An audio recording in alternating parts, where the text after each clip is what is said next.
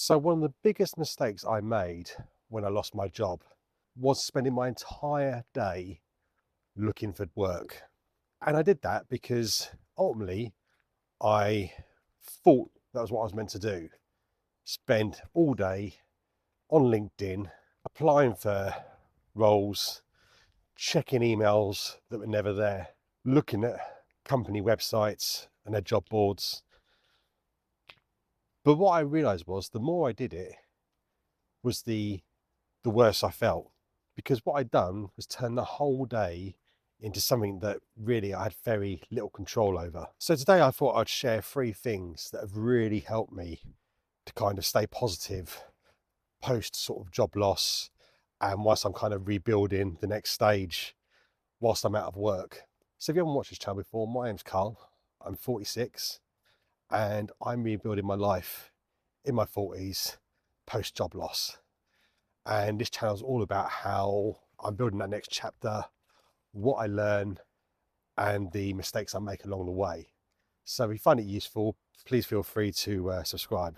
So point number one is about protecting your peace. When I was first laid off, the morning bit didn't really change. I'd get up with my son to get him ready for school. He'd go off to school. And then by sort of 8:30, 9 o'clock, I'd sit down and sort of start the day job hunting. I'd probably spend an hour on LinkedIn looking for jobs to start with. Then I'd open the email to see if I had any sort of response from any things I'd applied for.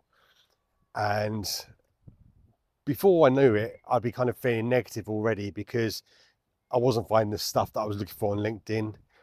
I'd been ghosted by a company I'd applied for, and I was just making no forward momentum. And especially those days when you're sort of looking on job boards and stuff, and you just don't find anything that you're really suitable for. They're pretty tough. And I would do this for maybe 2 or 3 hours, and then I'd feel totally fed up. And then I'd pick up my phone and start doom scrolling Instagram. And where does that lead? That leads to sort of comparing yourself to other people, questioning why you're kind of not where you should be. And then by lunchtime, you're pretty much a miserable sod, and the day is pretty much ruined. So instead of spending my morning on a spiral downwards, I decided to protect my peace, and I moved the job hunting side of things to later in the afternoon. Now, I'm sure people will say, oh, you should be job hunting all day. I don't think that's true. The whole 8 hours a day thing is based on an office day. Let's be honest, if you set yourself some targets every day to the amount of jobs you're going to apply for or the amount of time you're going to search, that's as useful as sitting there in a focused couple of hours as it is for sitting there 8 hours staring at your screen. So I moved the job hunting side of things to the afternoon, and I gave myself 2 to 3 hours a day to focus on it. That was all I needed. So from 2 o'clock to 5 o'clock, that time was set aside Monday to Friday for looking for work. Then I made sure at 5 o'clock, I'd done some exercise. So for me, it was either getting out for a walk, if I get my son to come out with me, or I would do a Joe Wicks sort of body coach session online, just to burn that sort of energy off after the job search thing. Because I still find now, even when I've done it, I still feel pretty negative by the end of it. And then after the exercise, I was in a much better mood and a lot more present for the rest of the evening with my son and my wife. So what did I do with the rest of the day? That leads me on to point number two, and that's about finding something to build. This one has been huge for me, and it's something I didn't do last time.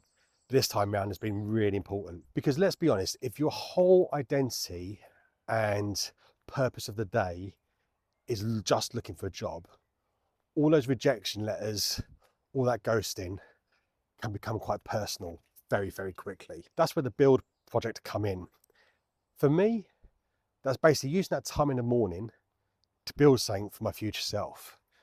So in my case, it was my business. I started working on that.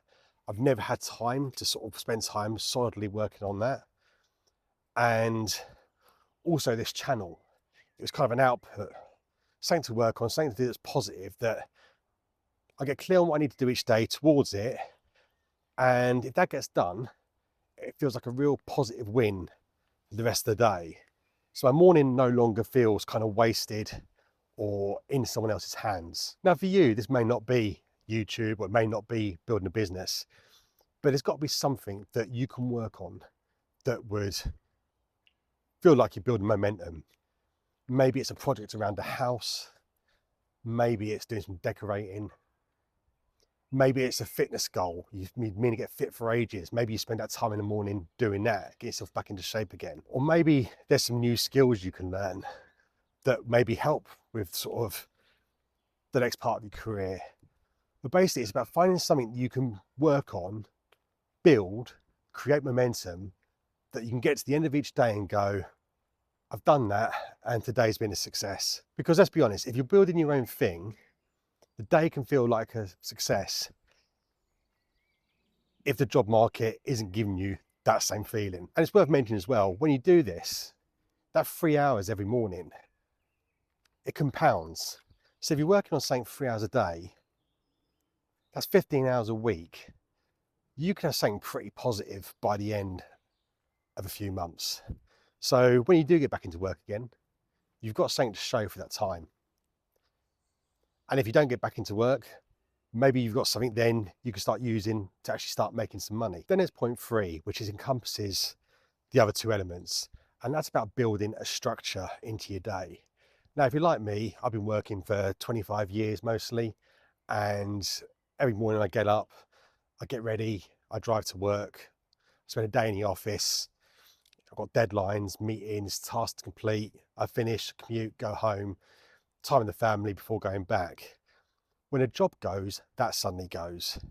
And without any kind of thought about what you're going to do, it can leave a pretty big gap that can make you feel pretty rotten inside.